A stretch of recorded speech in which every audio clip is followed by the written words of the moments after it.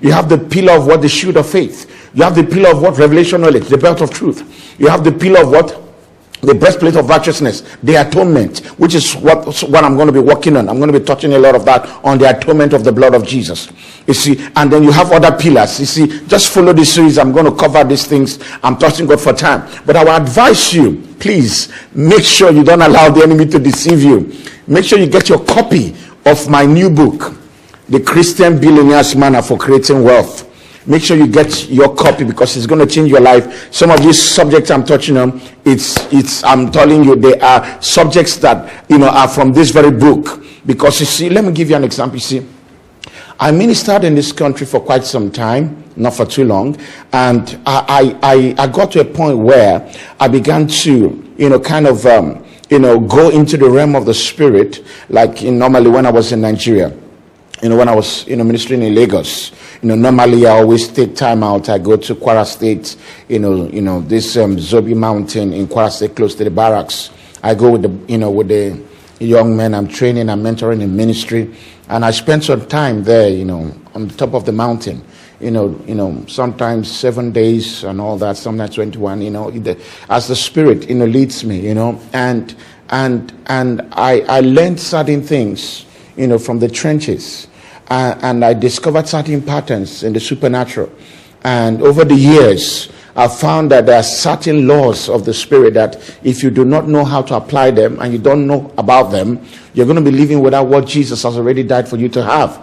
And I discovered certain things that I found to be true in Britain, in Europe, in America, in Canada, and everywhere. I found it to be true. And in my, experimenting on the word of God, you say, what do I mean experimenting? The Bible says, taste and see that the Lord is good. You say, what do I mean by that? I mean, walk in the word. You see, when you take the word of God and you do exactly what God tells you to do, then you can gain experiential knowledge. You see, so for example, some of you, you don't understand the necessity of going to church. You believe you can sit down at home and pastor yourself. You say the enemy have deceived you, because in the book of Hebrews chapter 10 from verse 25, the Bible says, do not forsake the gathering of yourself together. Because why? There's such a thing as a corporate anointing. You see, the corporate anointing is not just the covering. It's not just the covering anointing, the overseer's anointing upon the house.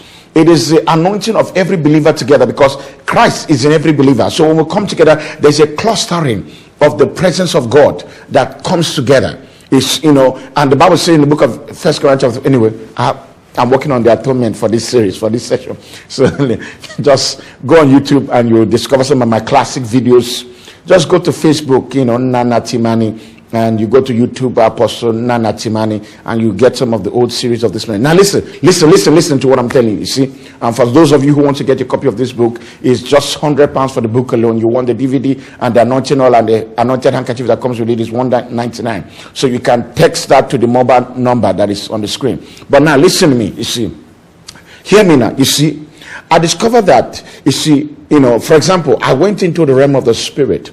Like I normally, you see, there's such a thing as apostolic practice. You say, man of God, I don't understand what you're talking about going to the mountain to pray and fast and all that. I don't understand about all this. You see, when you read the book of Acts, you see, Peter said something that is very interesting. You see, if you want to have an insight to apostolic blueprint, for the supernatural, he said, we're going to give ourselves to fasting and prayer.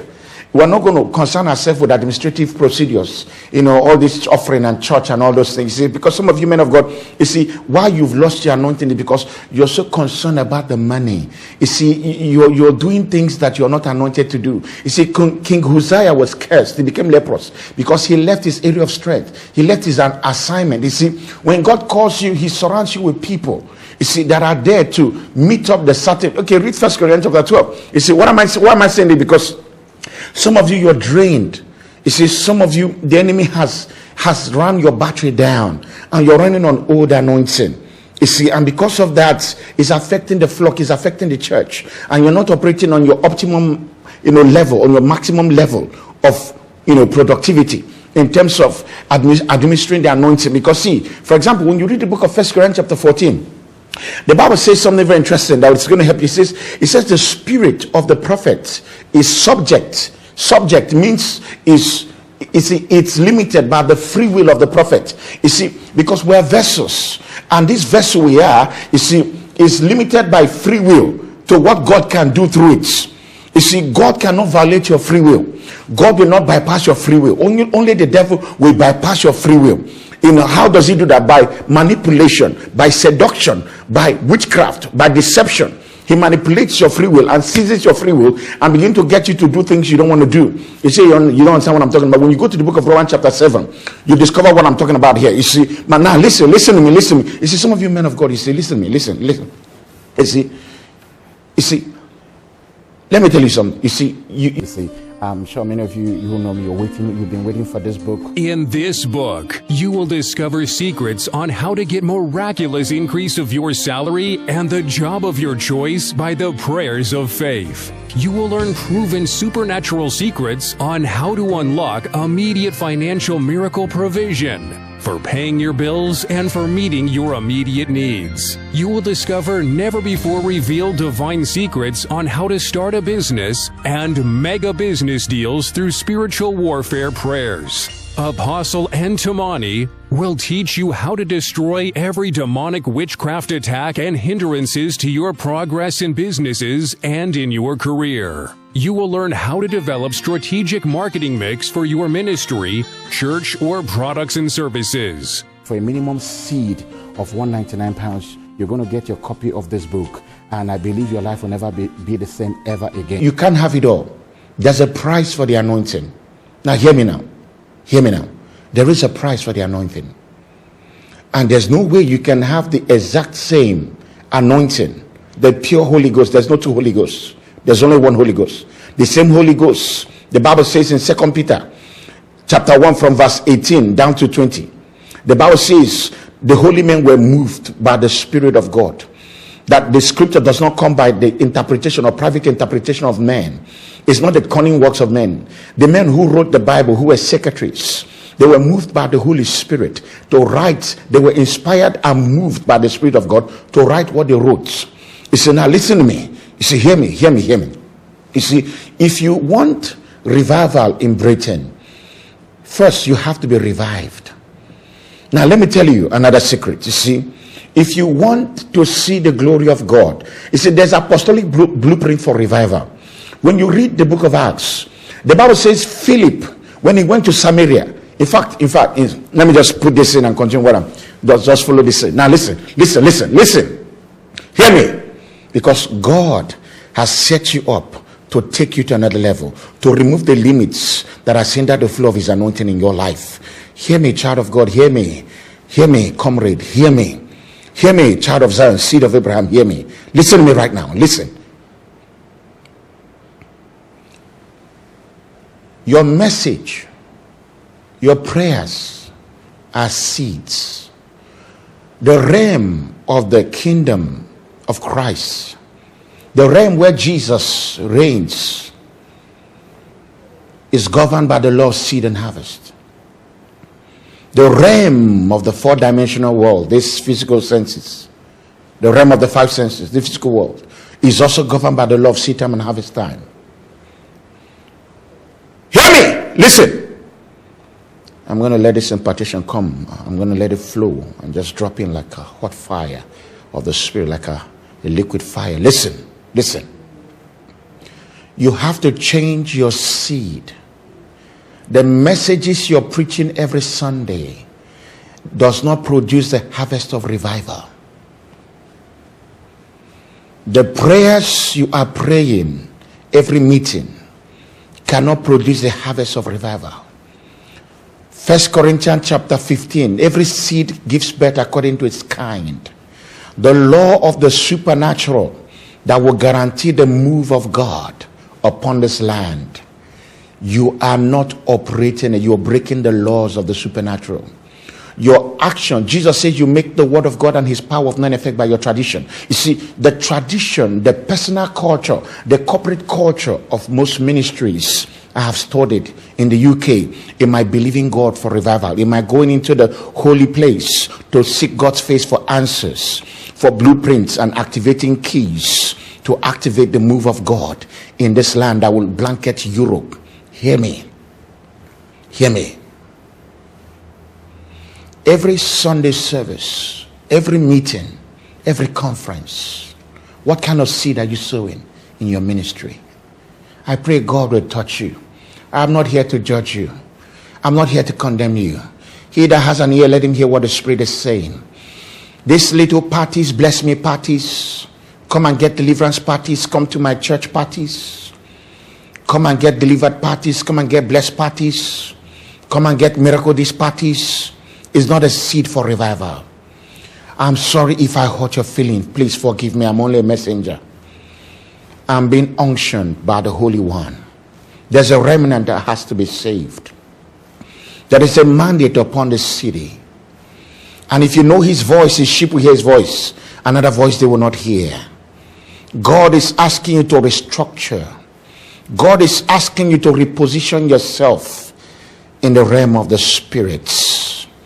Change the seed. And we're going to see a revival in this land. If the church, if all the servants, the burning torch and flames of God, the angels of the church that are scattered around this nation, if you will change your seed, if you will begin to cry for a move, if you begin to impregnate your people, the human spirit of your church members, your congregation, with the seeds that will produce revival, there will be a great move. We wouldn't have to pray and press for too long. Listen to me. Lester Sumrall is dead and gone.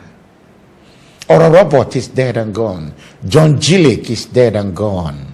They've gone to glory. Don't think you can do it alone.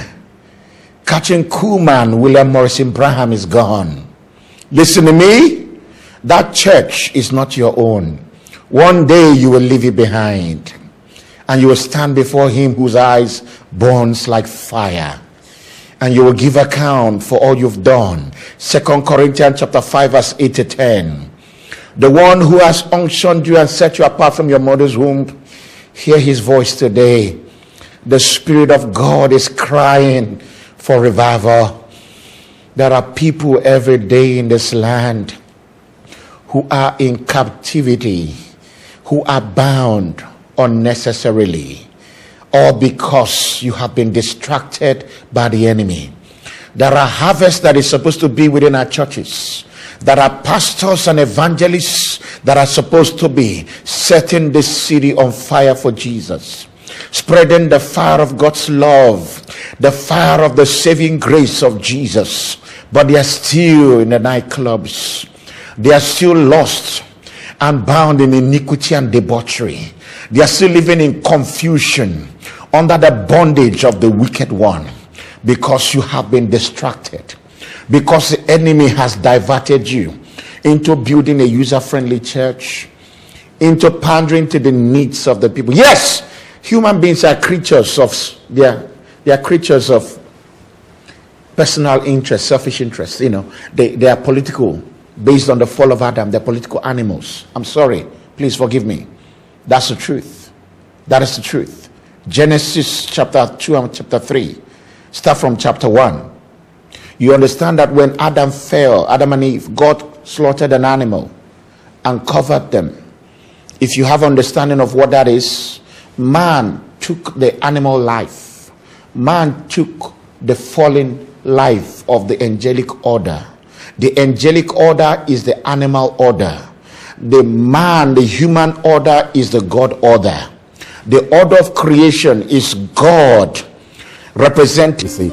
I'm sure many of you know me. You've been waiting for this book. In this book, you will discover secrets on how to get miraculous increase of your salary and the job of your choice by the prayers of faith. You will learn proven supernatural secrets on how to unlock immediate financial miracle provision for paying your bills and for meeting your immediate needs. You will discover never before revealed divine secrets on how to start a business and mega business deals through spiritual warfare prayers. Apostle Antimony will teach you how to destroy every demonic witchcraft attack and hindrances to your progress in businesses and in your career. You will learn how to develop strategic marketing mix for your ministry, church, or products and services. For a minimum seed of £199, you're going to get your copy of this book. and I believe your life will never be the same ever again.